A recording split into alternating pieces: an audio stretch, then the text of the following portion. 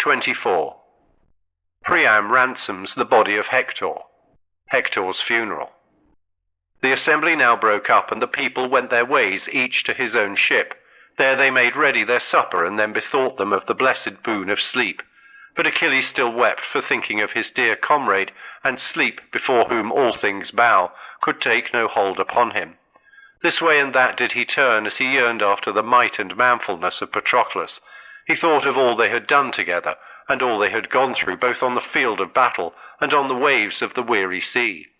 As he dwelt on these things he wept bitterly, and lay now on his side, now on his back, and now face downwards, till at last he rose and went out as one distraught to wander upon the seashore.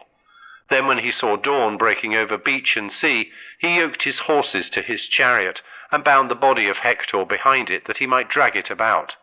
Thrice did he drag it round the tomb of the son of Menoetius, and then went back into his tent, leaving the body on the ground full length, and with its face downwards.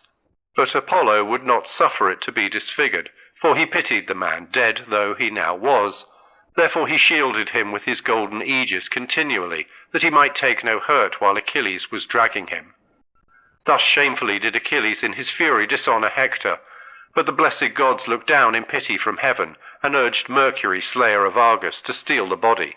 All were of this mind, save only Juno, Neptune, and Jove's grey-eyed daughter, who persisted in the hate which they had ever borne towards Iliad with Priam and his people. For they forgave not the wrong done them by Alexandrus, in disdaining the goddesses who came to him when he was in his sheep-yards, and preferring her who had offered him a wanton to his ruin. When therefore the morning of the 12th day had now come, Phoebus Apollo spoke among the immortals, saying, You gods ought to be ashamed of yourselves, you are cruel and hard-hearted. Did not Hector burn you thigh bones of heifers and of unblemished goats? And now dare you not rescue even his dead body for his wife to look upon, with his mother and child, his father Priam, and his people, who would forthwith commit him to the flames, and give him his due funeral rites. So then you would all be on the side of mad Achilles, who knows neither right nor ruth. He is like some savage lion that in the pride of his great strength and daring springs upon men's flocks and gorges on them. Even so has Achilles flung aside all pity, and all that conscience which at once so greatly banes, yet greatly boons him that will heed it. A man may lose one far dearer than Achilles has lost, a son it may be, or a brother born from his own mother's womb. Yet when he has mourned him and wept over him, he will let him bide, for it takes much sorrow to kill a man. Whereas Achilles, now that he has slain noble Hector, drags him behind his chariot round the tomb of his comrade. It were better of him and for him that he should not do so. For brave though he be, we gods may take it ill that he should vent his fury upon dead clay. Juno spoke up in a rage. This were well, she cried, O Lord of the silver bow, if you would give like honour to Hector and to Achilles. But Hector was mortal and suckled at a woman's breast, whereas Achilles is the offspring of a goddess whom I myself reared and brought up. I married her to Peleus, who is above measure dear to the immortals. You gods came all of you to her wedding. You feasted along with them yourself and brought your lyre, false and fond of low company that you have ever been. Then said Jove, Juno, be not so bitter. Their honour shall not be equal, but of all that dwell in Iliad, Hector was dearest to the gods, as also to myself, for his offerings never failed me. Never was my altar stinted of its dues, nor of the drink offerings and savour of sacrifice which we claim of right. I shall therefore permit the body of mighty Hector to be stolen, and yet this may hardly be without Achilles coming to know it, for his mother keeps night and day beside him. Let some one of you therefore send Thetis to me, and I will impart my counsel to her, namely that Achilles is to accept a ransom from Priam, and give up the body. On this Iris, fleet as the wind, went forth to carry his message. Down she plunged into the dark sea midway between Samos and rocky Imbrus. The waters hissed as they closed over her, and she sank into the bottom as the lead at the end of an ox-horn that is sped to carry death to fishes. She found Thetis sitting in a great cave with the other sea goddesses gathered round her. There she sat in the midst of them, weeping for her noble son, who was to fall far from his own land, on the rich plains of Troy. Iris went up to her and said, Rise, Thetis, Jove, whose counsels fail not, bids you come to him. And Thetis answered, Why does the mighty God so bid me? I am in great grief, and shrink from going in and out among the immortals. Still I will go, and the word that he may speak shall not be spoken in vain." The goddess took her dark veil, than which there can be no robe more sombre, and went forth with fleet Iris leading the way before her. The waves of the sea opened them a path, and when they reached the shore they flew up into the heavens, where they found the all-seeing son of Saturn with the blessed gods that live forever assembled near him. Minerva gave up her seat to her, and she sat down by the side of Father Jove. Juno then placed a fair golden cup in her hand and spoke to her in words of comfort, whereon Thetis drank and gave her back the cup, and the sire of gods and men was the first to speak. "So, goddess," said he, "for all your sorrow and the grief that I well know reigns ever in your heart, you have come hither to Olympus, and I will tell you why I have sent for you. This 9 days past the immortals have been quarrelling about Achilles, waster of cities, and the body of Hector. The gods would have Mercury, slayer of Argus, steal the body, but in furtherance of our peace and amity henceforward, I will concede such honour to your son as I will now tell you.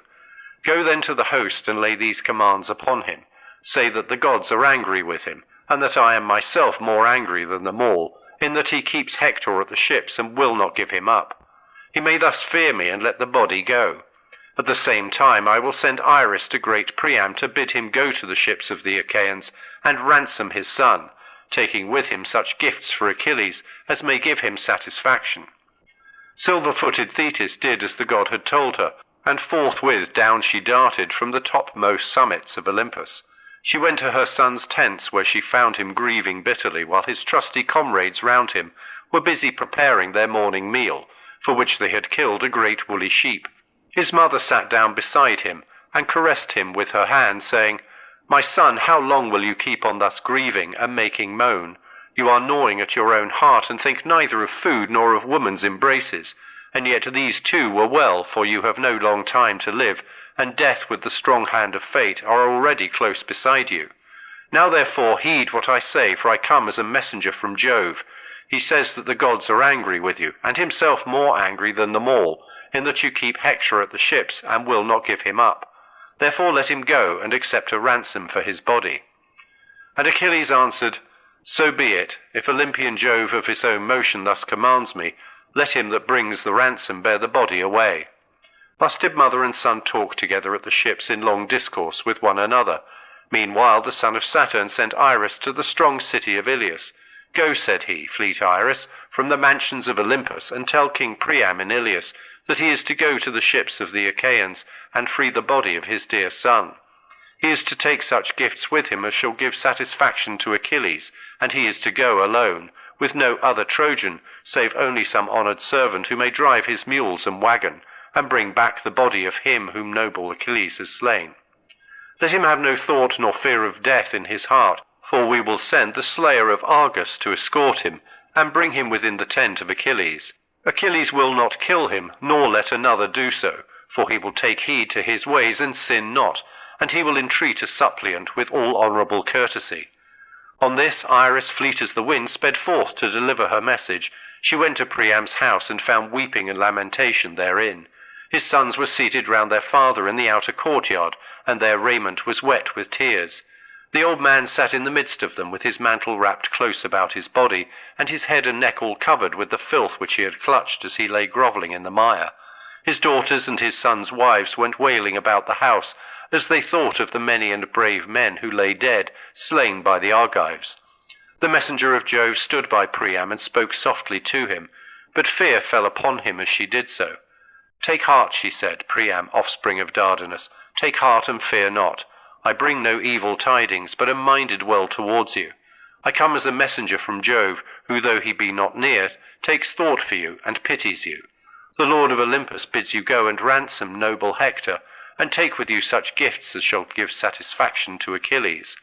You are to go alone with no Trojan, save only some honoured servant who may drive your mules and wagon, and bring back to the city the body of him whom noble Achilles has slain. You are to have no thought nor fear of death, for Jove will send the slayer of Argus to escort you. When he has brought you within Achilles' tent, Achilles will not kill you, nor let another do so, for he will take heed to his ways and sin not, and he will entreat a suppliant with all honourable courtesy. Iris went her way when she had thus spoken, and Priam told his sons to get a mule wagon ready, and to make the body of the wagon fast upon the top of its bed. Then he went down into his fragrant storeroom, high vaulted and made of cedar wood, where his many treasures were kept, and he called Hecuba his wife. "Wife," said he, "a messenger has come to me from Olympus, and has told me to go to the ships of the Achaeans to ransom my dear son, taking with me such gifts as shall give satisfaction to Achilles. What think you of this matter? For my own part, I am greatly moved to pass through the camps of the Achaeans, and go to their ships." His wife cried aloud as she heard him, and said, "Alas, what has become of that judgment for which you have been ever famous both among strangers and your own people? How can you venture alone to the ships of the Achaeans, and look into the face of him who has slain so many of your brave sons? You must have iron courage, for if the cruel savage sees you and lays hold on you, he will know neither respect nor pity. Let us then weep Hector from afar here in our own house, for when I gave him birth, the threads of overruling fate were spun for him that dogs should eat his flesh far from his parents, in the house of that terrible man, on whose liver I would fain fasten and devour it. Thus would I avenge my son, who showed no cowardice when Achilles slew him, and thought neither of flight nor of avoiding battle, as he stood in defence of Trojan men and Trojan women." Then Priam said, "I would go, do not therefore stay me, nor be as a bird of ill omen in my house, for you will not move me. Had it been some mortal man who had sent me some prophet or priest who divines from sacrifice, I should have deemed him false and have given him no heed. But now I have heard the goddess and seen her face to face. Therefore I will go, and her saying shall not be in vain. If it be my fate to die at the ships of the Achaeans, even so would I have it. Let Achilles slay me, if I may but first have taken my son in my arms, and mourned him to my heart's comforting." So saying, he lifted the lids of his chests, and took out 12 goodly vestments. He took also 12 cloaks of single fold, 12 rugs, 12 fair mantles, and an equal number of shirts. He weighed out 10 talents of gold, and brought moreover 2 burnished tripods, 4 cauldrons, and a very beautiful cup, which the Thracians had given him when he had gone to them on an embassy. It was very precious, but he grudged not even this, so eager was he to ransom the body of his son. Then he chased all the Trojans from the court, and rebuked them with words of anger. "Out," he cried, "shame and disgrace to me that you are! Have you no grief in your own homes that you are come to plague me here? Is it a small thing, think you, that the son of Saturn has sent this sorrow upon me, to lose the bravest of my sons? Nay, you shall prove it in person, for now he is gone, the Achaeans will have easier work in killing you. As for me, let me go down within the house of Hades, ere mine eyes behold the sacking and wasting of the city." He drove the men away with his staff, and they went forth as the old man sped them. Then he called to his sons, upbraiding Helenus, Paris, noble Agathon, Pammon, Antiphanus, Polites of the loud battle cry, Deiphobus, Hippothaus, and Dius. These 9 did the old man call near him. "Come to me at once," he cried, "worthless sons who do me shame. Would that you had all been killed at the ships rather than Hector. Miserable man that I am, I have had the bravest sons in all Troy, noble Nestor, Troilus the dauntless charioteer, and Hector, who was a god among men, so that one would have thought he was son to an immortal. Yet there is not one of them left. Mars has slain them, and those of whom I am ashamed are alone left me. Liars and light of foot, heroes of the dance, robbers of lambs and kids from your own people. Why do you not get a wagon ready for me at once, and put all these things upon it, that I may set out on my way?" Thus did he speak, and they feared the rebuke of their father. They brought out a strong mule wagon, newly made, and set the body of the wagon fast on its bed. They took the mule yoke from the peg on which it hung, a yoke of boxwood with a knob on the top of it and rings for the reins to go through. Then they brought a yoke band 11 cubits long to bind the yoke to the pole. They bound it on at the far end of the pole, and put the ring over the upright pin, making it fast with 3 turns of the band on either side of the knob, and bending the thong of the yoke beneath it. This done, they brought from the store chamber the rich ransom that was to purchase the body of Hector, and they set it all orderly on the wagon. Then they yoked the strong harness mules, which the Mysians had on a time given as a goodly present to Priam. But for Priam himself they yoked horses, which the old king had bred, and kept for his own use.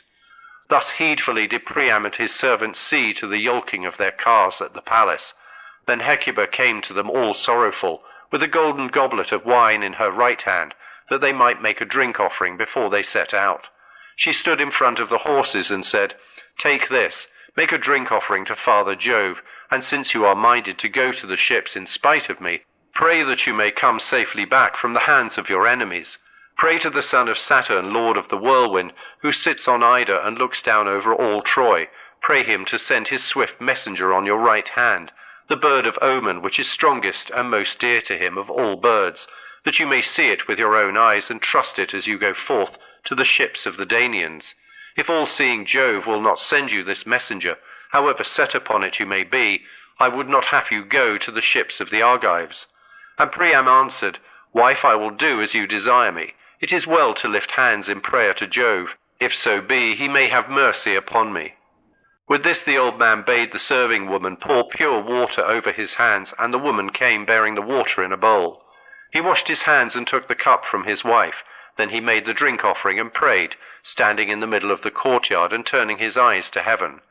"Father Jove," he said, "that rulest from Ida, most glorious and most great, grant that I may be received kindly and compassionately in the tents of Achilles, and send your swift messenger upon my right hand, the bird of omen which is strongest and most dear to you of all birds, that I may see it with my own eyes and trust it as I go forth to the ships of the Danaans." So did he pray, and Jove the Lord of Counsel heard his prayer. Forthwith he sent an eagle, the most unerring portent of all birds that fly, the dusky hunter that men also call the black eagle. His wings were spread abroad on either side, as wide as the well-made and well-bolted door of a rich man's chamber. He came to them flying over the city upon their right hands, and when they saw him they were glad, and their hearts took comfort within them. The old man made haste to mount his chariot, and drove out through the inner gateway and under the echoing gatehouse of the outer court. Before him went the mules, drawing the four-wheeled wagon, and driven by wise Idaeus. Behind these were the horses which the old man lashed with his whip and drove swiftly through the city, while his friends followed after, wailing and lamenting for him, as though he were on his road to death. As soon as they had come down from the city and had reached the plain, his sons and sons-in-law who had followed him went back to Iliad. But Priam and Idaeus, as they showed out upon the plain, did not escape the ken of all-seeing Jove, who looked down upon the old man and pitied him. Then he spoke to his son Mercury and said, "Mercury, for it is you who are the most disposed to escort men on their way, and to hear those whom you will hear, go and so conduct Priam to the ships of the Achaeans, that no other of the Danaans shall see him nor take note of him, until he reach the son of Peleus." Thus he spoke, and Mercury, guide and guardian, slayer of Argus, did as he was told. Forthwith he bound on his glittering golden sandals, with which he could fly like the wind over land and sea. He took the wand with which he seals men's eyes in sleep, or wakes them just as he pleases, and flew holding it in his hand till he came to Troy and to the Hellespont. To look at, he was like a young man of noble birth in the heyday of his youth and beauty, with the down just coming upon his face. Now when Priam and Idaeus had driven past the great tomb of Iliad, they stayed their mules and horses, that they might drink in the river, for the shades of night were falling. When therefore Idaeus saw Mercury standing near them, he said to Priam, "Take heed, descendant of Dardanus. Here is matter which demands consideration. I see a man who I think will presently fall upon us. Let us fly with our horses, or at least embrace his knees, and implore him to take compassion upon us." When he heard this, the old man's heart failed him, and he was in great fear. He stayed where he was as one dazed, and the hair stood on end over his whole body. But the bringer of good luck came up to him and took him by the hand, saying, "Whither, father, are you thus driving your mules and horses in the dead of night when other men are asleep? Are you not afraid of the fierce Achaeans who are hard by you, so cruel and relentless? Should some one of them see you bearing so much treasure through the darkness of the flying night, what would not your state then be? You are no longer young, and he who is with you is too old to protect you from those who would attack you. For myself, I will do you no harm, and I will defend you from anyone else, for you remind me of my own father." And Priam answered, "It is indeed as you say, my dear son. Nevertheless some god has held his hand over me, in that he has sent such a wayfarer as yourself to meet me so opportunely. You are so comely in mien and figure, and your judgment is so excellent that you must come of blessed parents." Then said the slayer of Argus, guide and guardian, Sir, all that you have said is right, but tell me and tell me true. Are you taking this rich treasure to send it to a foreign people where it may be safe, or are you all leaving strong Ilias in dismay now that your son has fallen, who was the bravest man among you and was never lacking in battle with the Achaeans? And Priam said, Who are you, my friend, and who are your parents, that you speak so truly about the fate of my unhappy son? The slayer of Argus, guide and guardian, answered him, Sir, you would prove me that you question me about noble Hector. Many a time have I set eyes upon him in battle, when he was driving the Argives to their ships and putting them to the sword. We stood still and marvelled, for Achilles in his anger with the son of Atreus suffered us not to fight. I am his squire, and came with him in the same ship. I am a Myrmidon, and my father's name is Polyctor. He is a rich man and about as old as you are. He has 6 sons besides myself, and I am the 7th. We cast lots, and it fell upon me to sail hither with Achilles. I am now come from the ships onto the plain, for with daybreak the Achaeans will set battle in array about the city. They chafe at doing nothing, and are so eager that their princes cannot hold them back. Then answered Priam, If you are indeed the squire of Achilles, son of Peleus, tell me now the whole truth. Is my son still at the ships, or has Achilles hewn him limb from limb, and given him to his hounds? Sir, replied the slayer of Argus, guide and guardian, neither hounds nor vultures have yet devoured him. He is still just lying at the tents by the ship of Achilles, and though it is now 12 days that he has lain there, his flesh is not wasted, nor have the worms eaten him, although they feed on warriors. At daybreak Achilles drags him cruelly round the sepulchre of his dear comrade, but it does him no hurt. You should come yourself and see how he lies fresh as dew, with the blood all washed away, and his wounds every one of them closed, though many pierced him with their spears. Such care have the blessed gods taken of your brave son, for he was dear to them beyond all measure. The old man was comforted as he heard him, and said, My son, see what a good thing it is to have made due offerings to the immortals. For as sure as that he was born, my son never forgot the gods that hold Olympus, and now they requite it to him even in death. Accept therefore at my hands this goodly chalice, guard me, and with heaven's help guide me till I come to the tent of the son of Peleus. Then answered the slayer of Argus, guide and guardian, Sir, you are tempting me and playing upon my youth, but you shall not move me, for you are offering me presents without the knowledge of Achilles, whom I fear, and hold it great guilt to defraud, lest some evil presently befall me. But as your guide I would go with you even to Argos itself, and would guard you so carefully, whether by sea or land, that no one should attack you through making light of him who was with you. The bringer of good luck then sprang on to the chariot, and seizing the whip and reins, he breathed fresh spirit into the mules and horses. When they reached the trench and the wall that was before the ships, those who were on guard had just been getting their suppers, and the slayer of Argus threw them all into a deep sleep. Then he drew back the bolts to open the gates, and took Priam inside with the treasure he had upon his wagon. Ere long they came to the lofty dwelling of the son of Peleus, for which the Myrmidons had cut pine, and which they had built for their king. When they had built it, they thatched it with coarse tussock grass, which they had mown out on the plain, and all round it they made a large courtyard, which was fenced with stakes set close together. The gate was barred with a single bolt of pine, which it took 3 men to force into its place, and 3 to draw back so as to open the gate, but Achilles could draw it by himself. Mercury opened the gate for the old man, and brought in the treasure that he was taking with him for the son of Peleus. Then he sprang from the chariot onto the ground and said, Sir, it is I, immortal Mercury, that am come with you, for my father sent me to escort you. I will now leave you, and you will not enter into the presence of Achilles, for it might anger him that a god should befriend mortal men thus openly.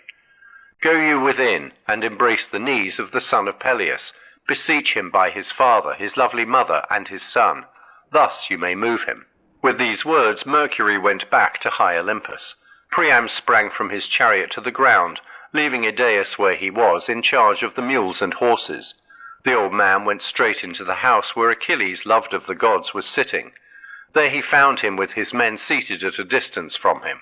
Only 2, the hero Automedon and Alcimus of the race of Mars, were busy in attendance about his person, for he had but just done eating and drinking, and the table was still there. King Priam entered without their seeing him, and going right up to Achilles, he clasped his knees and kissed the dread murderous hands that had slain so many of his sons. As when some cruel spite has befallen a man that he should have killed someone in his own country, and must fly to a great man's protection in a land of strangers, and all marvel who see him.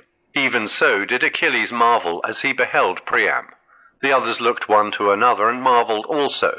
But Priam besought Achilles, saying, Think of your father, O Achilles, like unto the gods, who is such even as I am, on the sad threshold of old age. It may be that those who dwell near him harass him, and there is none to keep war and ruin from him.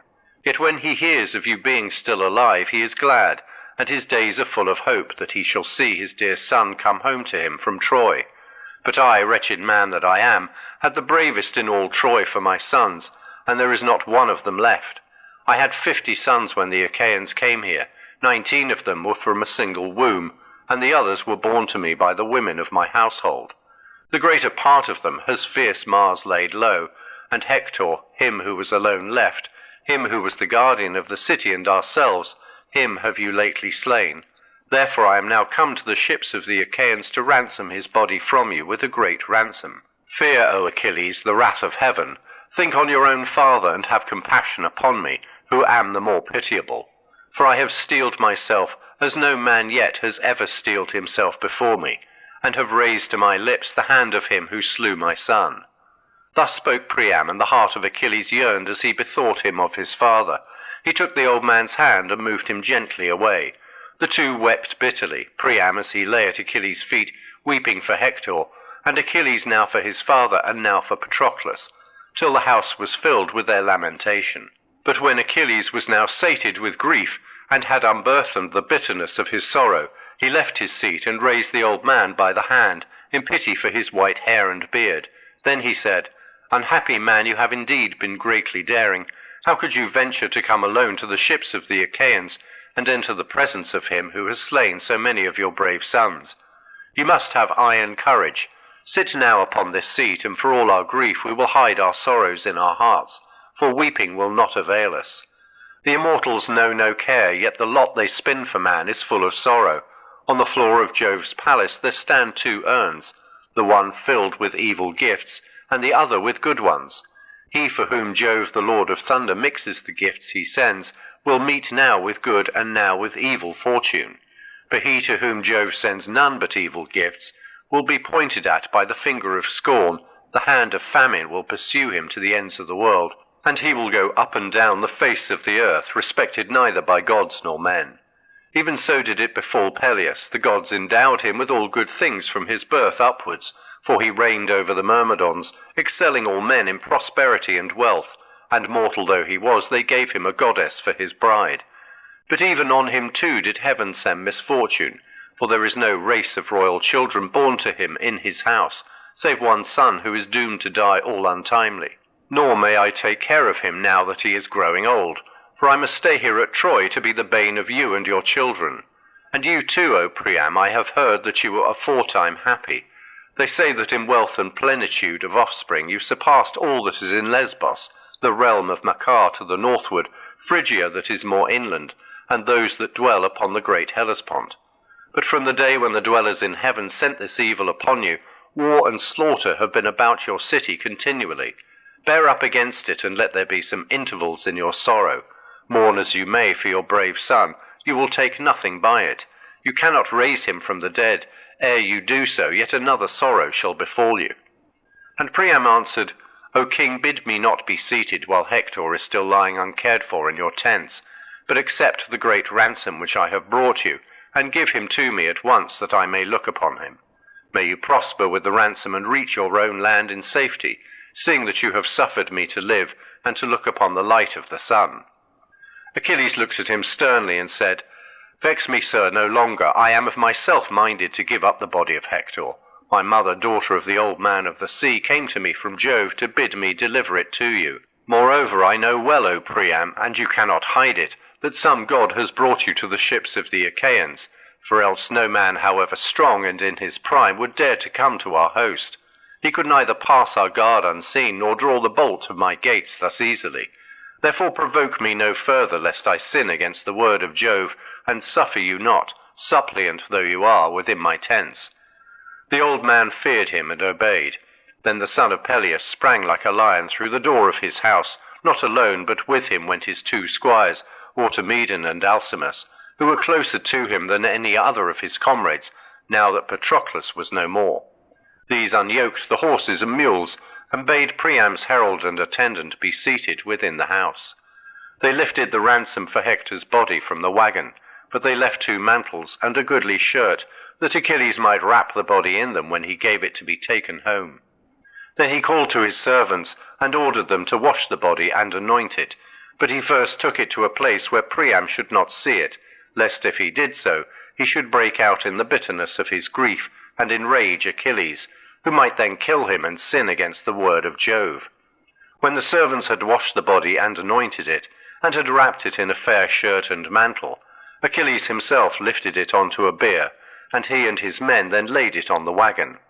He cried aloud as he did so, and called on the name of his dear comrade. "Be not angry with me, Patroclus," he said, "if you hear, even in the house of Hades, that I have given Hector to his father for a ransom. It has been no unworthy one, and I will share it equitably with you." Achilles then went back into the tent and took his place on the richly inlaid seat from which he had risen, by the wall that was at right angles to the one against which Priam was sitting. "Sir," he said, "your son is now laid upon his bier, and is ransomed according to desire. You shall look upon him when you take him away at daybreak. For the present, let us prepare our supper." Even lovely Niobe had to think about eating, though her 12 children, 6 daughters and 6 lusty sons, had been all slain in her house. Apollo killed the sons with arrows from his silver bow to punish Niobe, and Diana slew the daughters, because Niobe had vaunted herself against Leto. She said Leto had borne 2 children only, whereas she had herself borne many, whereon the 2 killed the many. 9 days did they lie weltering, and there was none to bury them, for the son of Saturn turned the people into stone. But on the 10th day the gods in heaven themselves buried them, and Niobe then took food, being worn out with weeping. They say that somewhere among the rocks on the mountain pastures of Sipylus, where the nymphs live that haunt the river Achelous, there they say she lives in stone, and still nurses the sorrows sent upon her by the hand of heaven. Therefore, noble sir, let us too now take food. You can weep for your dear son hereafter as you are bearing him back to Iliad, and many a tear will he cost you." With this Achilles sprang from his seat and killed a sheep of silvery whiteness, which his followers skinned and made ready all in due order. They cut the meat carefully up into smaller pieces, spitted them, and drew them off again when they were well roasted. Automedon brought bread in fair baskets and served it round the table, while Achilles dealt out the meat, and they laid their hands on the good things that were before them. As soon as they had had enough to eat and drink, Priam, descendant of Dardanus, marvelled at the strength and beauty of Achilles, for he was as a god to see, and Achilles marvelled at Priam, as he listened to him, and looked upon his noble presence. When they had gazed their fill, Priam spoke first. "And now, O king," he said, "take me to my couch, that we may lie down, and enjoy the blessed boon of sleep. Never once have my eyes been closed from the day your hands took the life of my son. I have grovelled without ceasing in the mire of my stable-yard, making moan and brooding over my countless sorrows. Now, moreover, I have eaten bread and drunk wine. Hitherto I have tasted nothing." As he spoke, Achilles told his men and the women servants to set beds in the room that was in the gatehouse, and make them with good red rugs, and spread coverlets on the top of them with woolen cloaks for Priam and Idaeus to wear. So the maids went out carrying a torch, and got the 2 beds ready in all haste. Then Achilles said laughingly to Priam, "Dear sir, you shall lie outside, lest some counsellor of those who in due course keep coming to advise with me should see you here in the darkness of the flying night, and tell it to Agamemnon. This might cause delay in the delivery of the body. And now tell me, and tell me true, for how many days would you celebrate the funeral rites of noble Hector? Tell me that I may hold aloof from war and restrain the host." And Priam answered, "Since then you suffer me to bury my noble son with all due rites, do thus, Achilles, and I shall be grateful. You know how we are pent up within our city. It is far for us to fetch wood from the mountain, and the people live in fear. 9 days, therefore, will we mourn Hector in my house, On the 10th day we will bury him, and there shall be a public feast in his honor. On the 11th we will build a mound over his ashes, and on the 12th, if there be need, we will fight." And Achilles answered, "All, King Priam, shall be as you have said. I will stay our fighting for as long a time as you have named." As he spoke, he laid his hand on the old man's right wrist, in token that he should have no fear. Thus then did Priam and his attendants sleep there in the forecourt, full of thought, while Achilles lay in an inner room of the house, with fair Briseis by his side. And now both gods and mortals were fast asleep through the livelong night. But upon Mercury alone, the bringer of good luck, sleep could take no hold, for he was thinking all the time how to get King Priam away from the ships, without his being seen by the strong force of sentinels. He hovered therefore over Priam's head and said, "Sir, now that Achilles has spared your life, you seem to have no fear about sleeping in the thick of your foes. You have paid a great ransom, and have received the body of your son. Were you still alive and a prisoner, the sons whom you have left at home would have to give 3 times as much to free you. And so it would be if Agamemnon and the other Achaeans were to know of your being here." When he heard this, the old man was afraid, and roused his servant. Mercury then yoked their horses and mules, and drove them quickly through the host, so that no man perceived them. When they came to the ford of eddying Xanthus, begotten of immortal Jove, Mercury went back to high Olympus, and dawn in robe of saffron began to break over all the land. Priam and Idaeus then drove on toward the city, lamenting and making moan, and the mules drew the body of Hector. No one, neither man nor woman, saw them, till Cassandra, fair as golden Venus, standing on Pergamus, caught sight of her dear father in his chariot, and his servant that was the city's herald with him. Then she saw him that was lying upon the bier, drawn by the mules, and with a loud cry she went about the city, saying, "Come hither, Trojans, men and women, and look on Hector. If ever you rejoiced to see him coming from battle when he was alive, look now on him that was the glory of our city and all our people." At this there was not man nor woman left in the city, so great a sorrow had possessed them. Hard by the gates they met Priam as he was bringing in the body. Hector's wife and his mother were the first to mourn him. They flew toward the wagon and laid their hands upon his head, while the crowd stood weeping round them. They would have stayed before the gates, weeping and lamenting the livelong day to the going down of the sun, had not Priam spoken to them from the chariot and said, "Make way for the mules to pass you. Afterwards, when I have taken the body home, you shall have your fill of weeping." On this the people stood asunder, and made a way for the wagon. When they had borne the body within the house, they laid it upon a bed, and seated minstrels round it to lead the dirge, whereon the women joined in the sad music of their lament. Foremost among them all, Andromache led their wailing as she clasped the head of mighty Hector in her embrace. "Husband," she cried, "you have died young, and leave me in your house a widow.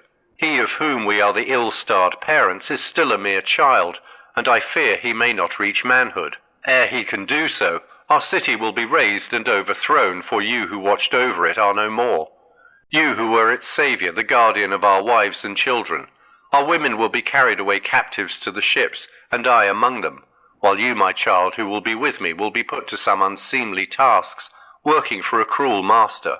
Or maybe some Achaean will hurl you, O miserable death, from our walls to avenge some brother, son, or father whom Hector slew. Many of them have indeed bitten the dust at his hands, for your father's hand in battle was no light one. Therefore do the people mourn him. You have left, O Hector, sorrow unutterable to your parents, and my own grief is greatest of all, for you did not stretch forth your arms and embrace me as you lay dying, nor say to me any words that might have lived with me in my tears night and day for evermore." Bitterly did she weep the while, and the women joined in her lament. Hecuba in her turn took up the strains of woe. "Hector," she cried, "dearest to me of all my children, so long as you were alive the gods loved you well, and even in death they have not been utterly unmindful of you. For when Achilles took any other of my sons, he would sell him beyond the seas, to Samos, Imbrus, or rugged Lemnos, and when he had slain you too with his sword, many a time did he drag you round the sepulchre of his comrade, though this could not give him life.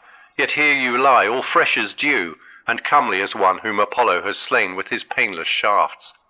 Thus did she too speak through her tears with bitter moan, and then Helen for a third time took up the strain of lamentation. "Hector," said she, "dearest of all my brothers-in-law, for I am wife to Alexandrus, who brought me hither to Troy. Would that I had died ere he did so. 20 years are come and gone since I left my home and came from over the sea, but I have never heard one word of insult or unkindness from you. When another would chide with me, as it might be one of your brothers or sisters, or of your brothers' wives, or my mother-in-law, for Priam was as kind to me as though he were my own father, you would rebuke and check them with words of gentleness and goodwill. Therefore my tears flow both for you and for my unhappy self, for there is no one else in Troy who is kind to me, but all shrink and shudder as they go by me." She wept as she spoke, and the vast crowd that was gathered round her joined in her lament. Then King Priam spoke to them, saying, "Bring wood, O Trojans, to the city, and fear no cunning ambush of the Argives. For Achilles, when he dismissed me from the ships, gave me his word that they should not attack us until the morning of the 12th day." Forthwith they yoked their oxen and mules and gathered together before the city. 9 days long did they bring in great heaps of wood, and on the morning of the 10th day, with many tears, they took brave Hector forth, laid his dead body upon the summit of the pile, and set the fire thereto. Then when the child of morning, rosy-fingered dawn, appeared on the 11th day, the people again assembled round the pyre of mighty Hector. When they were got together, they first quenched the fire with wine wherever it was burning, and then his brothers and comrades, with many a bitter tear, gathered his white bones, wrapped them in soft robes of purple, and laid them in a golden urn, which they placed in a grave and covered over with large stones set close together. Then they built a barrow hurriedly over it, keeping guard on every side, lest the Achaeans should attack them before they had finished. When they had heaped upon the barrow, they went back again into the city, and being well assembled, they held high feast in the house of Priam their king. Thus then did they celebrate the funeral of Hector, tamer of horses.